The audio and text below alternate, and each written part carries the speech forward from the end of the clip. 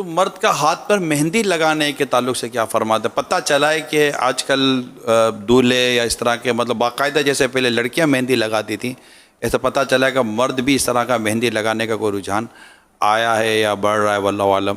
ایک تو میں یہ چاہوں گا کہ مرد کے مہندی لگانے کے تعلق سے بھی آپ ارشاد فرمائیے، اور مرد کا کان میں بالی پہننا یا یوں ٹاپس پہننا یا رنگ پہننا اس طرح کا تو اگر کوئی منت کے طور پر بھی پہنتا ہے کان میں بالی وغیرہ، جائز ہے، درست ہے، کیا ہونا چاہیے؟ ہاتھ اور پاؤں یہ مہندی سے رنگنا یہ عورت کے لیے ہے۔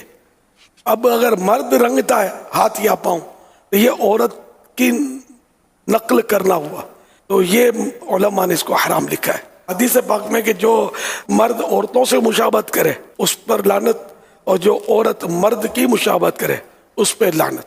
مرد محرم میں مرد کو چھونا حرام اور دولہا کو غیر عورت کو چھونا حرام۔ اسی طرح مردوں کو مہندی لگانا منع کیا گیا۔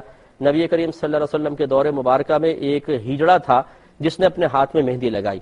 اب چونکہ شرعی لحاظ سے ہجڑے مردوں کے حکم میں ہوتے ہیں، نبی کریم صلی اللہ علیہ وسلم کو جب اس بات کے بارے میں بتایا گیا، عرض کی گئی یا رسول اللہ ایک یہ مخنث ہے جو عورتوں سے مشابہت اختیار کرتا ہے، تو نبی کریم صلی اللہ علیہ وسلم نے اسے مدینہ منورہ سے باہر نکلوا دیا تھا، جلا وطن کروا دیا تھا۔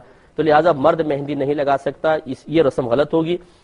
ایک شخص نے حضور علیہ السلام کے ظاہری دور میں مرد نے مہندی لگا لی تھی، مہندی لگا لی تھی زینت کے لیے ہاتھ میں۔ آقا علیہ السلام رحمت للعالمین ہے، شہر بدر کروا دیا تھا اس کو۔ بے شمار نکاح پڑھاتے وقت دولہوں کے ہاتھ میں مہندی دیکھ رہے، کون منع کرے؟ دلہن کی طرف سے سونے کی انگوٹھی آتی، قاضی صاحب شوق سے پہنا رہے، 500 پہ ایمان بیچ رہے ہو، 1500 پہ ایمان کا سودا کرنے مسجد میں بیٹھے ہو۔ توف ہے، اللہ رزاق ہے، رزاق۔ سیٹ صاحب کا منہ دیکھ کر گستاخ رسول کا جنازہ پڑھا رہے ہو، کچھ تو خیال کرو۔ اللہ کو منہ دکھانا، اللہ کو منہ دکھانا۔